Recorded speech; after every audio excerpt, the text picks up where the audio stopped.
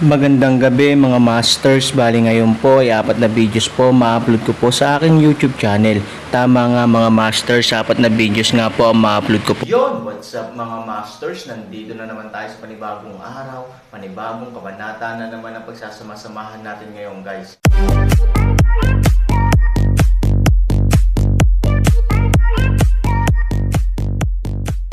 Bali mga masters, kung bago ka pa lang po sa aking YouTube channel, please click the subscribe button, lalong-lalo na po yung notification bell guys, para maging connected pa rin tayo sa isa't isa at maging updated kayo sa mga susunod ko pang video. Bali mga masters, bago natin umpisahan ng kwento ay mag-shoutout po muna tayo para sa mga solid nating tagapakinig. Shoutout kay Danilo Wamar at shoutout kay Hil Apawan. Yun na nga mga masters, no? Bali hindi na ito patagalin. In 3, 2, 1, let's go! Mga master, magbabalik tayo sa pag-upload ng 4 na videos everyday simula ngayon araw. Salamat sa solid na pagsuporta mga master. Gaano nakatagal simula noong nagpakita siya? Tanong ni Aaron sa matandang Yi. Siya ay lubos na nagtitiwala sa kanyang banal na kahulugan. Dahil hindi niya maramdaman ang hininga ng lalaking iyon, dapat ay wala siya sa mainit na tag-araw, ngunit hindi malaman ni Aaron kung bakit siya umalis.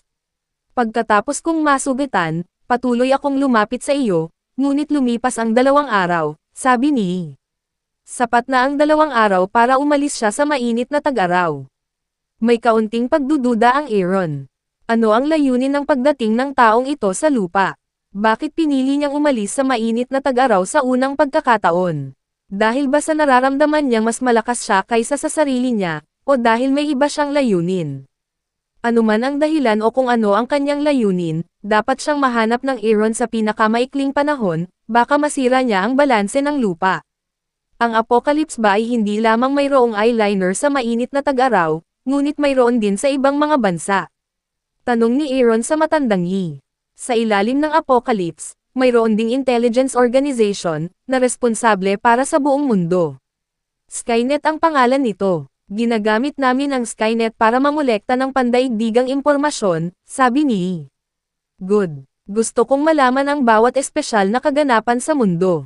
Sabi ni Aaron kay Hilaw na may tono ng utos. Tumango si Old Yi at sinabing, ipapaalam ko sa kanila ngayon. Nang mag-utos si Hilaw sa Skynet, tinitingnan ang nag-aalalang Aaron, hindi niya maiwasang magtanong, Shish Uzo, Xuan Yuan World invades the Earth. Bakit isa lang ang tao sa pagkakataong ito?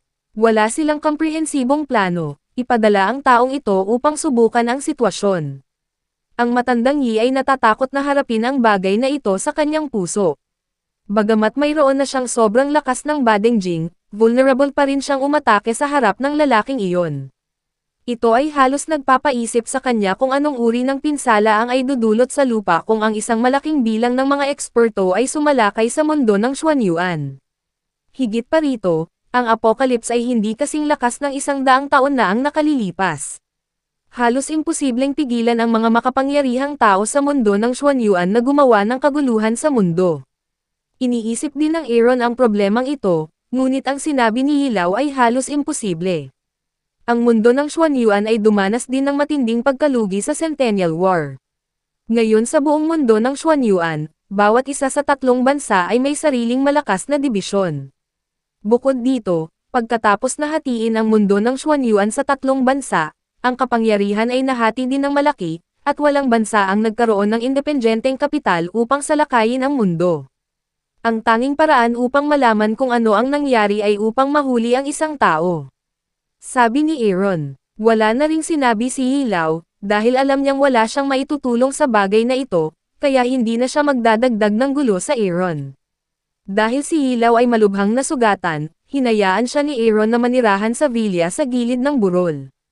Dito lang siya nakakaipon ng aura, para kay Hilaw. Ang pagpapagaling dito ay maaaring makakuha ng dobleng resulta sa kalahati ng pagsisikap. Hindi gaanong nagtanong si Ivory tungkol sa biglaang pagdagdag ng isang matandang lalaki sa bahay. Pagkatapos ng lahat, ang pagkakakilanlan ni Aaron ay hindi simple, at ang ilan sa kanyang mga nasasakupan ay makatwiran. Kung bakit napakatanda na ng kanyang mga nasasakupan, ayaw isipin ni Ivory. Makalipas ang 2 araw. Pagkaraan ng maraming araw, bumalik din si Fei Langsheng sa Hillside Villa. Naisip niya na makakalapit siya sa banal na kaharian kasama si Shengli, at walang alinlangang nabigo siya. Pagkatapos kumain ng Shengli, naabsorb niya ang lahat ng kapangyarihan ng Shengli, ngunit hindi man lang lumakas ang pakiramdam ni Fei Langsheng, na labis na ikinadismaya niya, dahil alam niyang kahit gaano pa siya karami ng Shengli na kinakain niya, hindi ito makakatulong. Minsan niyang naisip na ang Aaron ay maaaring ganap na makalusot sa banal na kaharian sa pamamagitan ng pag-asa kay Shengli, ngunit ngayon ay alam na niya na siya ay mali, at walang kaugnayan sa pagitan ng banal na kaharian ng Aaron at Shengli. Ngayon maniniwala ka na sa akin. Feeling siyang naglakad sa likod niya, nakangiting sabi ni Aaron. Bumantong hininga si Fei Langsheng at sinabing, ang Shengli ay kapakipakinabang lamang para sa mga practitioner na may mababang antas, at kapag mas mababa ang antas, mas kapakipakinabang ito. I told you so long ago, pero ayaw mong maniwala. Sabi ni Aaron. Nagpunta si Fei Langsheng sa Aaron, tumingin kay Aaron na may naguguluhan na mga mata, at nagtanong, 2 araw na ang nakalipas, naramdaman ko ang iyong divine sense, sinasadya mo bang ipakita ang iyong lakas? Walang choice ang Aaron kundi ngumiti. Hindi siya nababato sa ganitong antas, at hindi mararamdaman ng mga ordinaryong tao ang ganitong paraan ng pagpapakita. May dumating sa lupa, sabi ni Aaron. Hindi naintindihan ni Fei Langsheng ang tunay na kahulugan ng mga salitang ito sa unang pagkakataon. Sabi niya, ang lupa ay puno ng mga tao. Ano ang kakaiba doon? Ibig kong sabihin, Xuanyuan World, may dumating sa lupa. Nagpatuloy si Han. Tumayo si Fei Langsheng sa kinatatayuan. Ang mga tao mula sa mundo ng Xuanyuan ay dumating sa lupa. Bagamat mula rin siya sa mundo ng Xuanyuan, ang paraan ng pagpunta niya sa mundo ay nauugnay sa Aaron. Nagbibiro ka ba? Paanong may makakarating sa mundo? Ang tunaw ng oras at kalawakan ay nasa bawal na lugar ng madilim na kagubatan. Kahit ang malalakas na tao sa matinding kapaligiran ay hindi nang ahas na pumasok ng walang pahintulot. Hindi makapaniwalang sabi ni Fei Langsheng. Kung hindi dahil kay Yilaw na siya ay malubhang nasugatan, hindi maniniwala si Han Sanchen na ito ay totoo, dahil kapag may dumating sa lupa, nangangahulugan ito na may nagbago sa mundo ng Xuanyuan. Ang ganitong uri ng hindi kilalang pagbabago ay magiging isang napakadelikadong senyales para sa Aaron, dahil hindi niya mahuhulaan kung ano ang susunod na mangyayari at kung may mas makapangyarihang tao mula sa mundo ng Xuanyuan na darating sa mundo. Bagamat sapat na ang lakas ng Aaron para harapin ang mga taong ito, hindi madaling hanapin sila sa malawak na dagat ng mga tao. Sa panahong ito, sa kanilang kakayahan, maaari nilang ganap na maapektuhan ang balanse ng lupa. Nangyari na ang iniisip mong imposible, pero hindi ko maintindihan ang dahilan. Sabi ni Aaron, mukhang seryoso si Fei Langsheng. Siya ay ipinanganak at lumaki sa mundo ng Xuanyuan. Mas alam niya ang tungkol sa mundo ng Xuanyuan kaysa sa Aaron. Sa paglipas ng mga taon, kahit na may mga alamat tungkol sa mundo at maraming malalakas na tao ang gustong salakayin ang mundo, walang nakakaalam kung nasaan ang space tunnel. At kahit may nakakaalam ngayon, sino ang nang-ahas na pumasok sa ipinagbabawal na lugar ng madilim na kagubatan? Kung mas malakas siya, mas pinahahalagahan niya ang kanyang buhay. For Felicity herself, she can't risk her life to go to the forbidden area of the dark forest. Sigurado ka ba dyan? Tanong ni Fei Langsheng. 100% sure, otherwise, walang sino man sa mundo ang makakasakit kay Yilaw, at nilinaw niya na ang lalaki ay lumitaw mula sa space tunnel. Sabi ni Aaron, nagluwa si Fei Langsheng ng maraming malas. Dahil sa sinabi niya, hindi dapat mali ang pagkakakilanlan ng lalaki, ngunit paano at bakit siya dumating? Mahanap mo ba siya? Tanong ni Fei Langsheng. Ang aking banal na kamalayan ay maaaring kumalat sa buong Tag-Araw, ngunit sa kasamaang palad, siya ay umalis sa Tag-Araw, na lubos na lampas sa aking kakayahan, at ang aura ng lupa ay kakaunti, kaya't hindi ko mapalawak ang larangan ng banal na kamalayan. Napabuntong hininga si Aaron. Kung ang banal na kamalayan ay maaaring kumalat sa buong mundo, ang Aaron ay hindi kailangang mag-alala tungkol sa kasalukuyang sitwasyon, dahil kung ang isa ay dumating, maaari niyang patayin ang isa. Sa tingin mo bakit sila makakapunta sa mundo ng Xuanyuan? Nagtataka si Fei Langsheng. Mula sa kanyang pananaw, imposible para sa mga taong iyon na mapunta sa lupa, kaya't labis siyang na-curious tungkol dito. Sa katunayan, nalaman ni Aaron ang balita mula kay Yilaw, at may ideya siya sa kanyang isipan, ngunit naisip niya na imposible ito. Matapos mag-alinlangan ng mahabang panahon, sinabi ni Aaron, baka may kinalaman ang bagay na ito kay Linlong.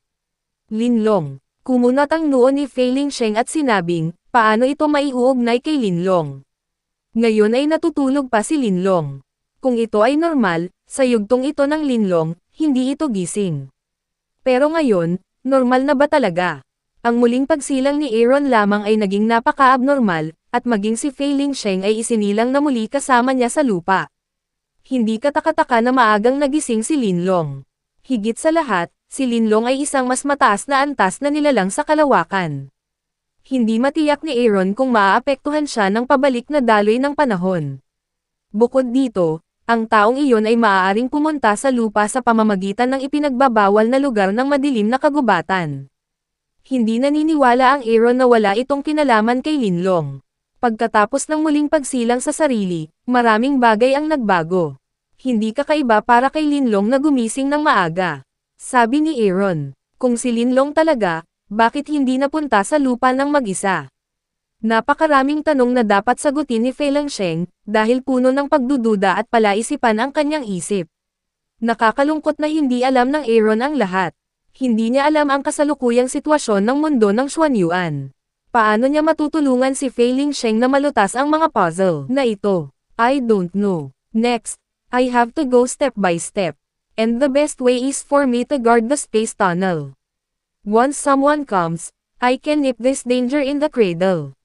Sabi ni Aaron. Tumanggaw si Fei Lingsheng. Ito talaga ang pinakamahusay na paraan. Aaron lang ang makakagawa nito. Ngunit pagkatapos ay sinabi ni Aaron, ngunit gusto ko ring protektahan si Ivory. Hindi ko maaaring iwan ang Yuncheng pansamantala. Pagkatapos noon, ang mga mata ni Aaron ay nahulog kay Fei Lingsheng. Anong ibig mong sabihin, ayaw mo akong pumunta? Tanong ni Furlongson na may alerto sa mukha. Tumanggaw si Aaron at sinabing, bukod sa akin, ikaw ang pinakamalakas na tao sa mundo. Dahil hindi ako makakapunta, syempre ikaw lang ang kwalipikadong pumunta. Fei Lingsheng has a feeling of being teased by Aaron. Sinabi lang niya na babantayan niya ang space tunnel. Parang kakasimula lang niya sa topic na ito. In this guy's heart, I'm afraid na may balak na siyang bitawan. Kung hindi ako pupunta, ako ay mula sa Xuanyuan world. Ang kaligtasan ng mundo ay walang kinalaman sa akin. Tumanggi si Fei Lingsheng. Ang pagbabantay sa space tunnel ay nangangahulugan ng pagpatay sa parehong uri sa kanya. Hindi ito ang handang gawin ni Fei Lingsheng. Totoo na ang kaligtasan ng lupa ay walang kinalaman sa iyo, ngunit gusto mo bang maging isang malakas na Diyos? Aaron sinabi. Napatalon nito ang mga mata ni Fei Lingsheng. Noong unang panahon, hindi niya hinanap ang banal na kaharian, dahil ito ay isang maalamat na kaharian, at hindi alam ng mundo kung talagang umiiral ito. Sa makatuwid, pagkatapos maabot ang pinakamataas na kaharian, hindi sinubukan ni Fei Lingsheng na palakasin ang kanyang lakas. Ngunit ngayon, na may isang buhay na banal na kaharian na nakatayo sa kanyang harapan, paano makakapagpatahimik si Fei Lingsheng? Pagkatapos ng lahat, ang kaharian ng kataas-taasang guro ay mabubuhay lamang ng daan-daang taon, ngunit ang malakas sa banal na kaharian ay may haba ng buhay na higit sa 1,000 taon, at kapag naabot niya ang banal na kaharian maaari siyang pumunta sa isang mas mataas na espasyo, na kung saan ay ang tanging hangarin sa buhay ni Fei Lingsheng. Kung tutulungan kita, matutulungan mo ba akong maabot ang banal na kaharian? Tanong ni Fei Lingsheng, hindi ko maipapangako, ngunit ipinapangako ko sa iyo na gagawin ko ang lahat para matulungan ka, sabi ni Aaron. Bagamat hindi siya nakakuha ng positibong sagot, ang mga salita ni Aaron ay naging dahilan upang mas maniwala si Fei Lingsheng na hindi niya tinulungan ang kanyang sarili na maabot ang banal na kaharian dahil hindi siya sigurado, ngunit ang labis na pagnanais ni Fei Lingsheng na tulungan siya ng buong lakas. Pagkaraan ng mahabang pag-iisip tungkol dito, sinabi ni Fei Lingsheng, okay, ipinapangako ko sa iyo, ngunit hindi ko papatayin ang mga taong iyon, itataboy ko lang sila pabalik sa mundo ng Xuanyuan. Kahit anong gawin mo, basta ang mga taong ito, hindi nagpapakita sa lupa, sabi ni Aaron. Tumanggaw si Fei Lingsheng, na maaaring maging mas matatag ang kanyang konsensya. Hindi man lang niya pinatay ang sarili niyang lahi. Yun na nga mga masters, no? Bali panibagong kabanata na naman yung natapos natin ngayong gabi. Muli, maraming salamat po.